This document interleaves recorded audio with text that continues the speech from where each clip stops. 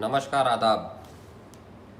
आज का वीडियो बनाने का मकसद है कि भारत के मशहूर शायर मुनव्वर राना साहब ने जो ट्वीट किया था उसी पर है।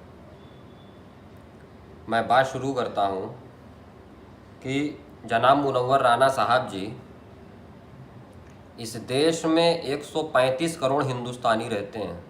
ये देश 135 करोड़ हिंदुस्तानियों का है और सभी हिंदुस्तानियों ने मिलकर इस देश को जंग आज़ादी की लड़ाई मिलकर ब्रिटानिया हुकूमत के खिलाफ लड़ी थी।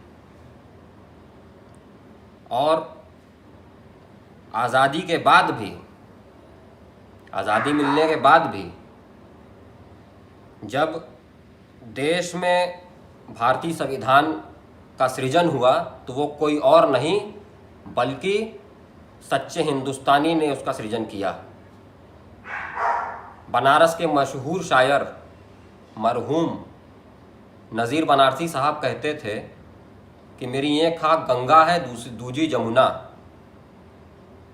वो गंगा जमुनी संस्कृति के प्रतीक थे। आप उनसे बड़े शायर नहीं हो। कवि और शायर इनके अंदर सिर्फ और सिर्फ राष्ट्रीय एकता व अखंडता को अक्षुण्ण बनाए रखने की झलक अक्सर हम लोगों को संयुक्त मुशायरों व कवि सम्मेलनों में देखने व सुनने को मिलती है।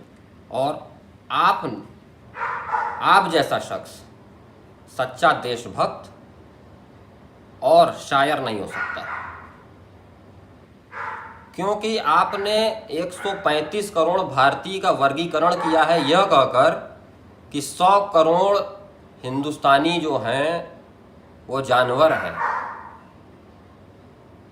और 35 करोड़ इंसान हैं। आपके कहने का मतलब क्या है ये बताइए। या फिर आप इस बात को मान लीजिए कि आपने जो ट्वीट किया, अपने ट्विटर अकाउंट से ट्वीट किया, डाला, आपने ये लिखा कि 135 करोड़ में से 35 करोड़ इंसान और 100 करोड़ जानवर हैं इस देश में जो सिर्फ वोट देने का काम करते हैं। अजीब हाल है। तो आप या फिर साफ साफ लिखिए इसको कि आप 100 करोड़ हिंदू और 35 करोड़ मुसलमान बोल रहे हैं, या फिर आप ये मान लीजिए कि आप कायर हैं, डरपोक हैं, आपके अंदर कलेजा नहीं है लिखने का, इसलिए इशारे में बात कर रहे हैं। अरे खुल के लिखिए ना, तब मैं आपको बताऊंगा। आपने जो बात कही वो बहुत ही, उसका मैं विरोध करता हूं, उसकी निंदा करता हूं। मैं भी एक शायर हूं। मैं तो कहता हूं कि दिल में मेरे अल्लाह और भगवान बसता है, गीता के साथ साथ ही कुरान बसता है, भारत माँ के सीने में खंजर चुभोने वालों, मेरी रग रग में खुशबू हिंदुस्तान बसता है। इसको कहते हैं गंगा जमनी तहजीब, इसको कहते हैं कौमी एकता की बात करना। ये बनारस की संस्कृति, बनारस का संस्कार है मुझ में, मेरे घर वालों का संस्कार है मुझ में कि मैं इस तरीके की शायरी करता हूँ। और आप अपना नाम इतना बनाए सब कि आप ये बता सकते हैं कि 135 करोड़ में आपके प्रशंसक 35 करोड़ वाले में है कि 100 करोड़ वाले में है, जो आप बंटवारा कर रहे हैं, वर्गीकरण कर रहे हैं। आप होते कौन है वर्गीकरण करने वाले? आपको जिस देश में सम्मान मिला, इज्जत मिली, आप उसी में बांटने की बात करते हैं। आप मीर जाफर की तरह गद्दार हैं, इस देश के गद्दार हैं। आपकी यह बात देश के जमहूरियत को के मनोमस्तिष्क को एकदम झंझोर कर रख दी है। इस बात की मैं कड़ी निंदा करता हूं। मैं एक राष्ट्रभक्त और एक शायर, एक सच्चा राष्ट्रभक्त और शायर होने के नाते एक बात कहना चाहता हूं कि भारतवर्ष एक ऐसा देश है जहां पे एक तरफ घंटा घड़ियाल, नानक के नगमे, अज़ाने मोहब्बत, गिरजा की पवित्र आवाज़ और बांसुरी की मधुर ताने, ये हिंदुस्तान है। और ये संकेत देती है, ये एक ऐसा वातावरण पैदा करती है जिससे कश्मीर से लेकर कन्याकुमारी तक राष्ट्रीय एकता व अखंडता राष्ट्रीय एकता व अखंडता में संगीत की गूंज बजती है।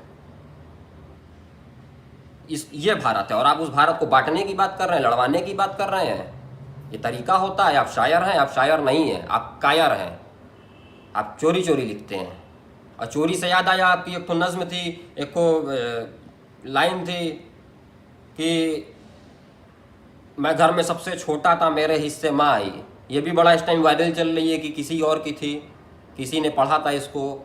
अब उन्होंने चोरी की, चाहे आपने चोरी की, आप चाहे शायरी की चोरी करिए, चाहे डकैती करिए, उससे मतलब नहीं है। लेकिन आप अगर देश को तोड़ने की और देश को बांटने की बात करेंगे तो मैं उस पर आवाज़ उठाऊंगा, एक शायर होने के नाते, एक सच्चा राष्ट्रभक्त होने के नाते।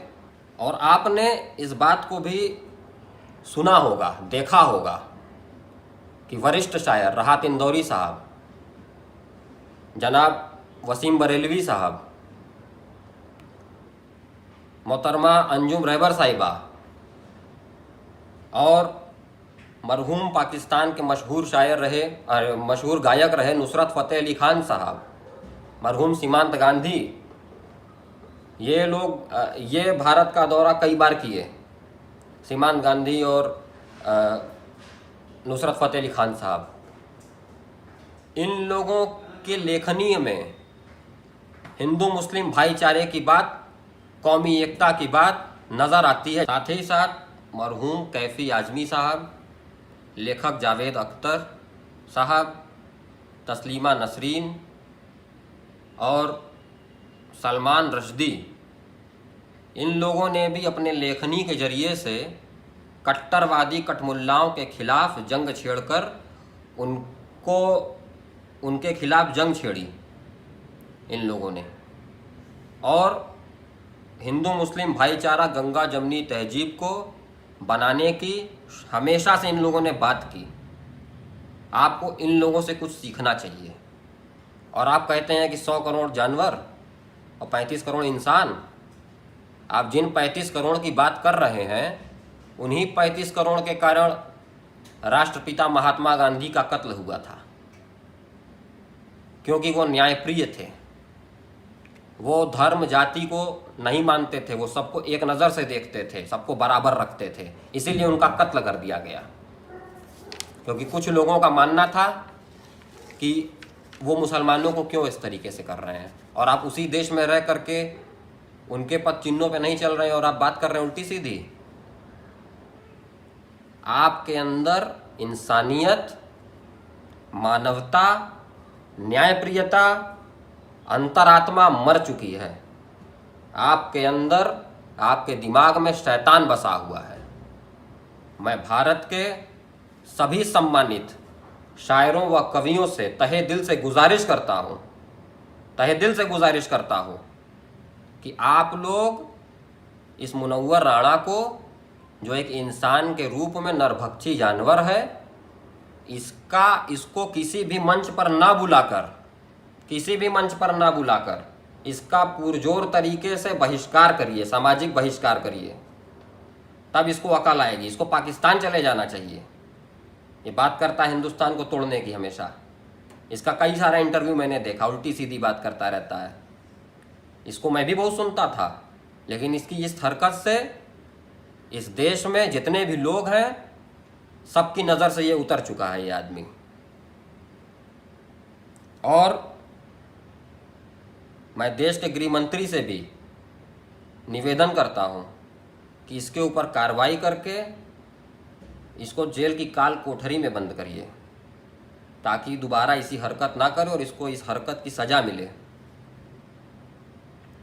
मुनव्वर राणा के इस ट्वीट से सिर्फ मुझे ही नहीं, पूरे देश पे, पूरे देश के लोगों के, देशवासियों पे, हिंदुस्तानियों पे दिल पे गहरा आघात पहुंचा है। सिर्फ मुझे ही नहीं, मेरी राष्ट्रीय एकता व अखंडता, हिंदू मुस्लिम भाईचारे के प्रति जो मेरी गहरी आस्था है, उस पे गहरा आघात पहुंचा है, जिसको किसी भी हाल में बर्दाश्त नहीं किया जाएगा। इसकी जितनी कड़ी निंदा की जाए उतनी कम है।